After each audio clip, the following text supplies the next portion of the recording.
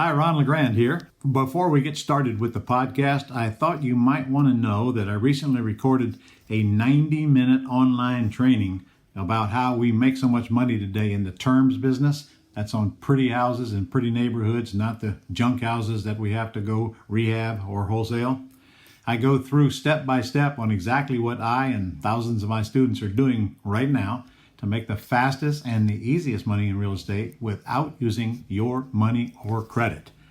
If you're interested in doing just that, go to thementorpodcast.com/free training. See you there. Welcome to the Mentor Podcast, where the most highly motivated entrepreneurs come to get their weekly dose of financial stability with host Ron LeGrand, as well as other nationally recognized thought leaders who will teach you how to get, grow, and protect your wealth.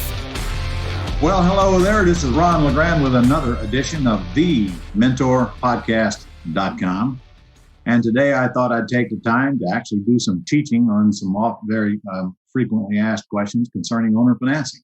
And that's what the subject is today. It's owner financing versus lease purchase. And maybe I can help you get a better understanding of what the difference is and when to use them and when not to use them. So first of all, what is owner financing? Well, it's very simply, anytime you buy a house and you still owe the money after they transfer the property to you, then you bought it with owner financing. Owner financing comes in several different forms. And there are several different titles for it, depending on what state you live in.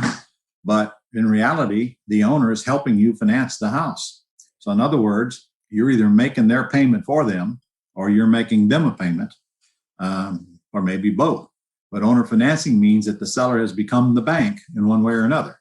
Now, that doesn't mean that necessarily that they're getting any money, because most of the deals that you buy, if we just are simply taking over the seller's debt with owner financing, called a wraparound mortgage or wraparound deed of trust, and making payment directly to the bank.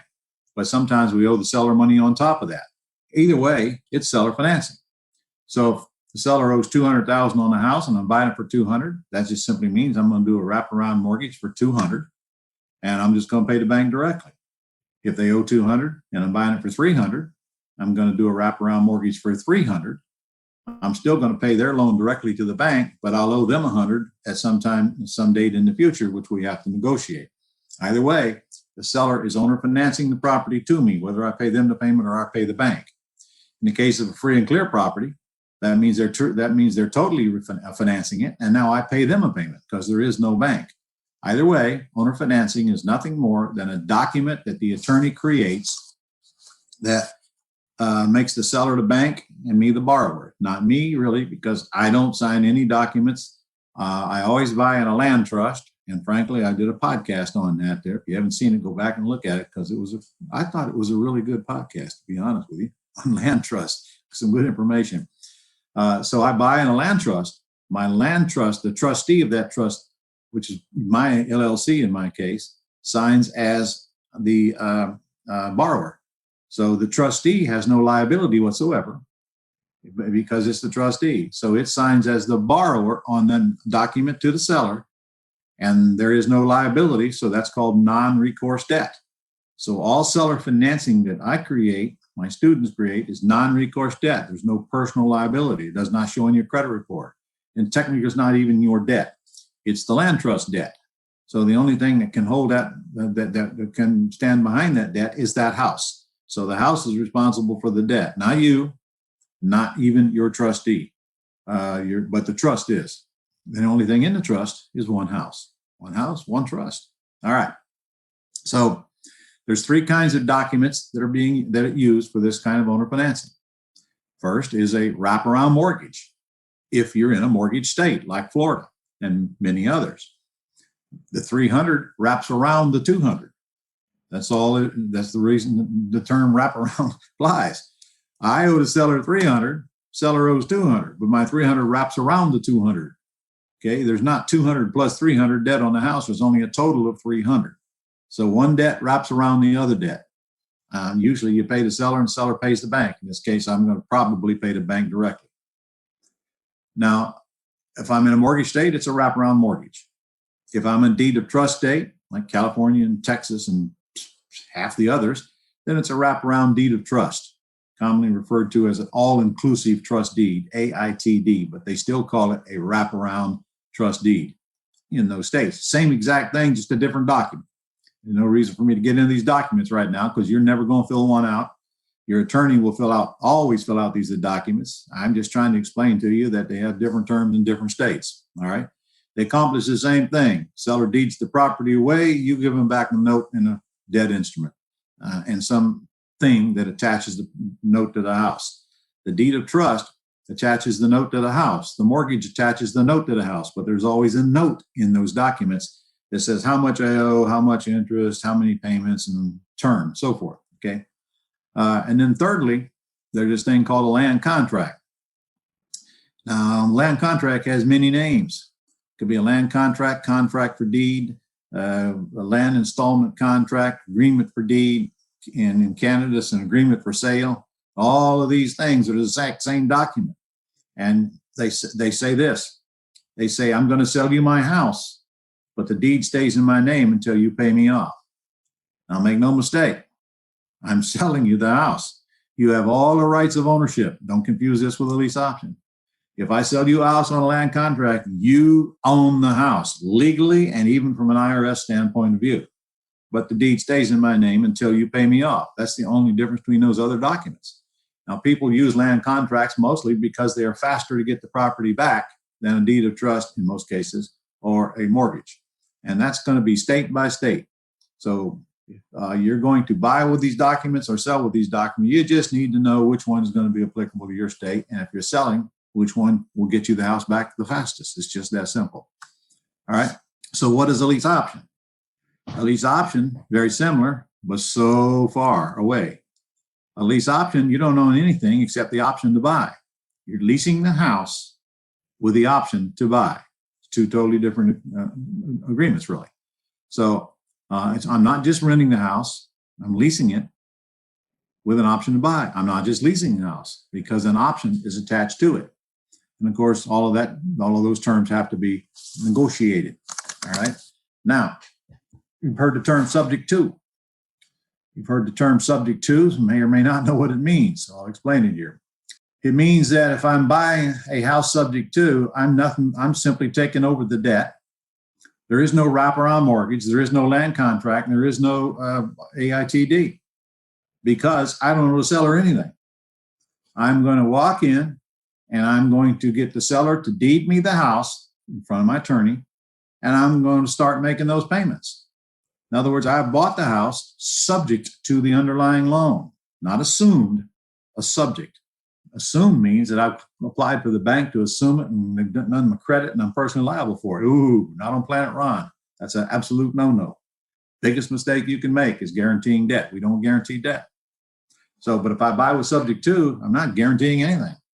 I've told the seller I'll make the payments and that's as far as it really goes, but I'm morally obligated to make them because I told the seller I would. So you shouldn't be buying a house subject to if you don't intend to get those payments made. But the loan stays in the seller's name. And I'm going to pay the bank directly on somebody else's loan. And thousands of these are happening all over the country, day in and day out.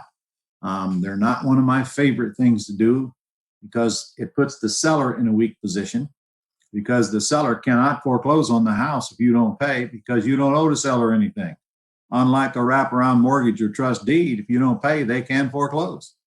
So it kind of protects the seller to buy it on a wrap instead of subject to. But more importantly, if I buy it on a wrap, there's a legal document that says I owe that seller the amount of the payment. I owe the seller, even though I'm paying the bank directly, I owe the seller the amount of the payment. Okay, that seller can usually take that amount as income to wash out the payment. Therefore, they don't have a debt to income ratio problem when they go apply for another loan somewhere if they do. So by buying it on a wrap, you're putting the seller in a better position than you are buying it subject to. But I mean, I'll grant you a lot of subject to deals are done all day, everywhere across the country. There's a couple of times when I wouldn't care. In other words, if I'm buying a house from a child that inherited it, the loan was in the parent's name. None of that applies. It's because it's not going to affect the child's ability to go get a loan. And a child, we don't even have to worry about not paying. A child doesn't have any risk, in other words. Or sometimes I've bought in the past from people who have absolutely no chance of ever going and getting a loan. Their credit is so messed up. Their life is so messed up. They could care less. They don't care. I don't care. I'll go ahead and buy it subject to.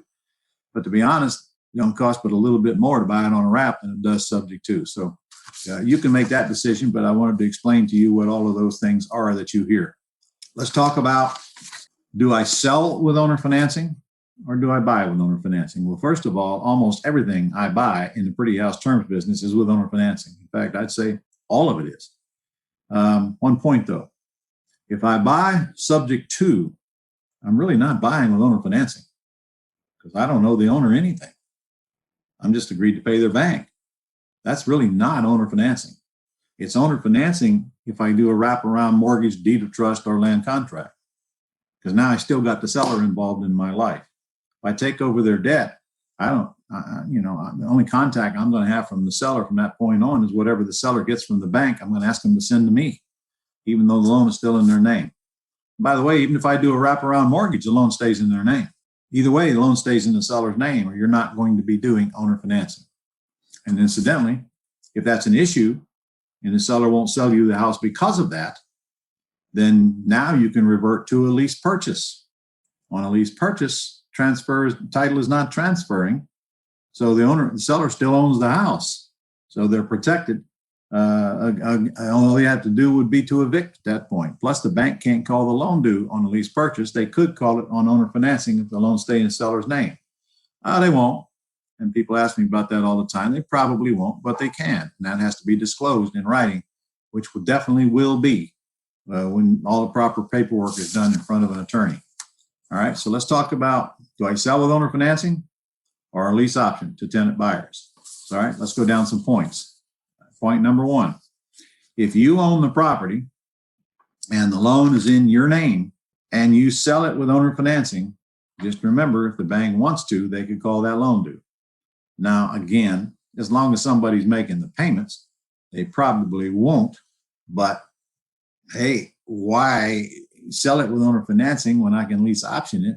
And there's no chance the bank will call the loan due, to be honest with you. Plus, there's a lot of advantages to keeping the house rather than selling it with owner financing, which I'm going to get to. Number two, if you remember, as long as you own the property, you get to depreciate it. And don't sell depreciation short, because it can really whack your taxes. In fact, if you own enough property, it could totally wipe you out of taxes. You don't have to pay any income taxes. And you'll find that most rich people own property, and one of the biggest reasons is depreciation, because nobody wants to pay taxes, and you can legally reduce your taxes by just because you're a property owner, at least at this time. So to figure depreciation, here's the formula really. You take your purchase price and then you subtract what you think is a fair land price, because you can't depreciate land. Now your CPA will want you to put about a 15% number on that. I use 10%, okay? And I'm telling you, to be honest with you, there's very few properties where the land costs more than 10% of the purchase price, but there are some where that'd be the case. I'm using 10% regardless, all right? So if I buy a property for $500,000, to make it simple math, I'm gonna subtract $50,000. That leaves me a $450,000 basis, they call it. Now I can take that basis and divide it by 27 and a half years. This is the IRS formula. Okay, to make round numbers, that's about what, $20,000 a year that I can write off my taxes. Let's say I'm in a 30% tax bracket. That's $6,000 I don't have to send to the IRS just because I own that property. And it makes no difference how I bought that property. If somebody gave it to me and I took over the debt, if I bought it with owner financing, I own the property. If regardless how I bought it, if the deed transferred, I own the property. If I own it, I can depreciate it. I cannot depreciate a house that I leased with an option to buy. And don't sell that depreciation short, because literally it's going to make a big dent in your income taxes. All right. Now, let's suppose I am thinking about what if. What happens if I sell this house with owner financing in my state? How hard is it going to be to get back? And the answer is, some states it is miserable. Okay. Some states is no big problem. But you better know the answer to that where you live before you go selling a house with owner financing. For example, I'm in Florida. Very rarely will I sell a house with owner financing because I've got at least a 6-month period before I can get the property back through foreclosure, which ain't cheap. I mean, it cost me $3,000 just to file foreclosure. All right. Okay, I get to add that to the bill and all the court costs, but who's going to pay it? I'm going to wind up with a property unless somebody buys it at the sale, which sometimes they do. But just the same, who wants to go through all of that? And now we're assuming that the borrower doesn't put up a legal battle and extend it out even further or file bankruptcy on me. So, those are the risks I take when I sell with owner financing. Now, usually I can deal them out. I haven't filed foreclosure since I can remember. I don't remember the last time I filed because we can deal them out. We'll go to them and I give them some money and buy them out and get a deed back rather than foreclosing, because if I foreclose, I'm going to screw up their credit as well and I'm going to make life miserable for them. So there's something in it for them as well. So, but just the same, you have to think, well, what's the worst case scenario? And that is, God, I could take months and months and months in my state to get this thing back, and who knows what can go wrong. So some states pretty fast, like Texas. I mean, you can have them kissing the curb in 2 months, but that's assuming they don't put up any legal battle and they don't file bankruptcy and all that same stuff. Okay. Now turn that around a minute. I lease it with an option to buy. Now I've got a tenant in my house. Now, if they don't pay and I can't deal them out, which I usually do if I have to, rarely though, if somebody gives me a bunch of money, or very seldom are you ever going to have to worry about foreclosure or evicting them. But if I do, then I simply evict them. Here, it takes about 45 to 60 days max to get them out of the house. And that's depending on the COVID laws at that time. But either way, eviction is always going to be quicker than foreclosure and cheaper than foreclosure in 95% of the cases. Now, take a state like Texas, for example. It's one of the fastest foreclosure states in the union. Okay, I might be able to foreclose on them in Texas faster than I can evict them. But the truth is, in Texas, I can't lease option them anyway. They have a rule in Texas that you can't collect these big non-refundable option deposits if you're going to put them in the house for more than 6 months, which is worthless. It's just not long enough. So in Texas, we buy with owner financing and we sell with owner financing. However, fortunately, we happen to be in a state where we can get it back quickly if we had to foreclose on it and can't deal our way out. So anyway, always think about your exit strategy before you decide whether I'm going to sell with owner financing or I'm going to put a lease option. Mine's 99% lease option tenant buyers here in Florida. All right. And let's suppose you want to sell with owner financing and you don't live in Texas. Well, you know what? Even if you live in Texas, what I do is I lease option the property out because they've given me some money down, but not enough to make me want to sell it to them. In Florida, if they come up with about 20% down, I'll sell it to them with owner financing if they ask me and they insist on it, because I don't think I need to worry about them not paying. And incidentally, there's pretty much a law of the land. If they give you 20% down, the courts are going to consider it as a sale anyway.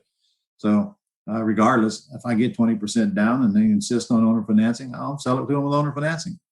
Sometimes, however, let's say they don't have 20%. Well, then I'll lease option it to them until they pay in the 20%. Pay me X number of dollars per month over and above your rent toward the 20%. When you get to the 20%, I'll sell it to you with owner financing, and I'll put that right in writing. You know how many people in my entire almost 40-year career have ever got to the 20%? One. I can remember one. Okay. And remember, if they move and they default on all the money they paid in on that non-refundable option deposit. So, you can combine these two. Now in Texas, check this with your lawyer. But I think as long as they pay that difference within the first 6 months, you could do the same thing in Texas. Verify that. Remember, I'm not your lawyer. You'll get no bill from me. All right. Now let's say you own a property and you've guaranteed the loan on it. All right. That would make me want to at least purchase it right there just to make sure the bank doesn't call the loan due, period.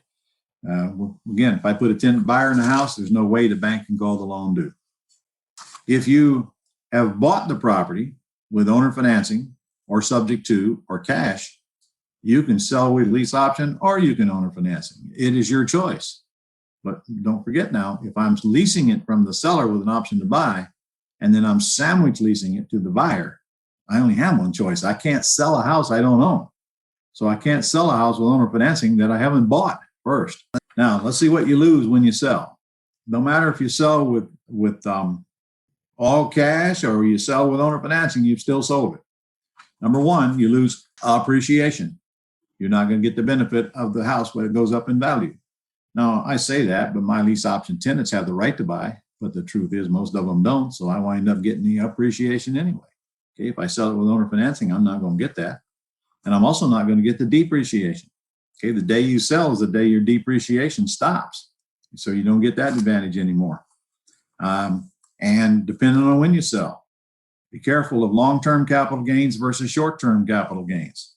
If I sell within my first year after I purchased it, it's short-term capital gains. Even if it takes me years to collect it, it's short-term capital gains. That means right now I'm going to pay about twice as much taxes as I collect the money as I would if I held it a year and then sold it with owner financing. Sorry, Texans, you don't have that option. All right. So I'm always going to want long-term capital gains, which right now are at about 15% max, depending on your tax bracket, but 20% max, period, opposed to whatever tax bracket. I'm in a 37% tax bracket as I record this. So obviously, long-term to me is a whole lot better than short-term. When I put a lease option tenant buyer in it, I always make them responsible for the repairs. Okay. However, of course, if I sell it with owner financing, they're going to do their own repairs anyway. So I don't lose anything by still remaining as the owner, opposed to selling it with owner financing as far as the repairs goes. They are responsible for the property taxes. They are responsible for the insurance. And, they're responsible for making that payment, whether they live in the house or not, which is one advantage over lease purchase, because if it's vacant, I'm going to wind up having to make the payment. And they're going to give me a big down payment, or they're not going to get the house, period. But that's the same with a lease purchase. I get the same amount of money leasing the house with an option to buy as I will selling it with owner financing. Plus, if I sell it with owner financing, well, I do get the benefit of the debt pay down, but I get that on lease purchase as well.